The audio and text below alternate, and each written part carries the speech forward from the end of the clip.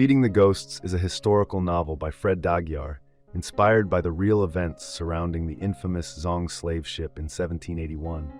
Written in a poignant, almost poetic style, Daguerre transforms the unimaginable suffering of his characters into a haunting beauty, all while exposing the brutality and horror of the transatlantic slave trade.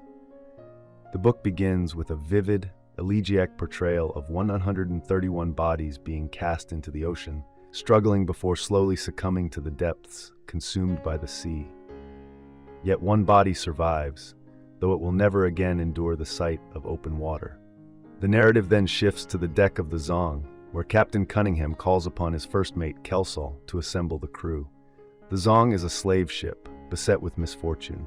7 crew members have died, and 36 of the slaves it carries from Africa have perished from a mysterious illness that has also begun to spread among the crew.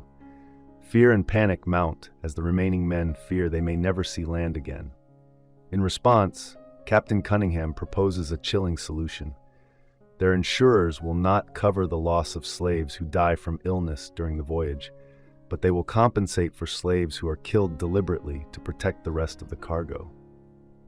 He orders that the 6 slaves be thrown overboard.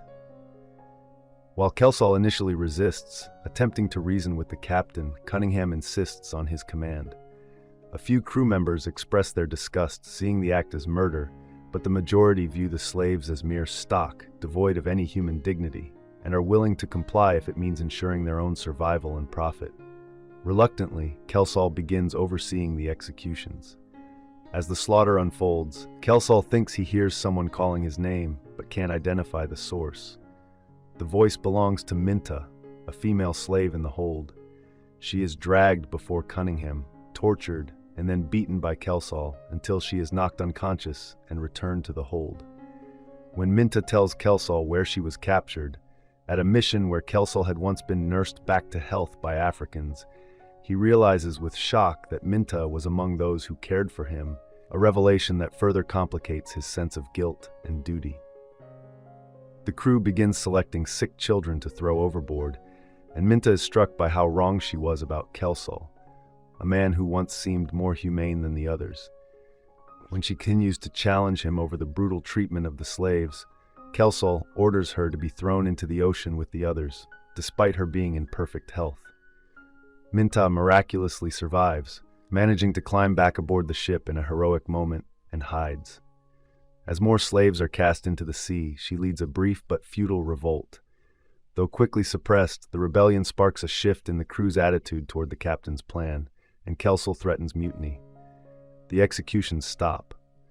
The Zong eventually reaches England, and Cunningham's scheme succeeds in that they receive payment for the lost stock. Mintah, however, is sold off with the other slaves.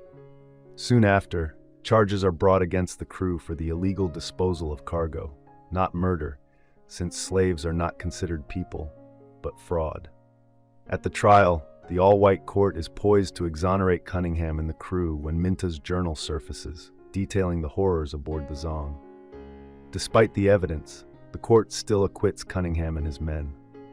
The final section of the novel is told from Mintah's perspective as she recounts her life after the Zong. After being sold into slavery, she eventually buys her freedom and smuggles her journal to lawyers representing the insurance company, using it as evidence against Cunningham. Mintah becomes involved in the Underground Railroad, aiding other slaves in their escape. The epilogue reveals that the ghosts of the Zong continue to haunt us, a reminder of the enduring legacy of these atrocities. Daguerre weaves a rich tapestry of symbolism throughout the novel, particularly with the sea and wood, the movement of bodies such as dancing, and the nature of memory. Based on real events, Feeding the Ghosts is a chilling condemnation not only of the business of slavery, but also of the inhumanity slaves endured at the hands of men like Cunningham, who coldly slaughtered stock for profit, and the crew, including Kelsal, who carried out his orders.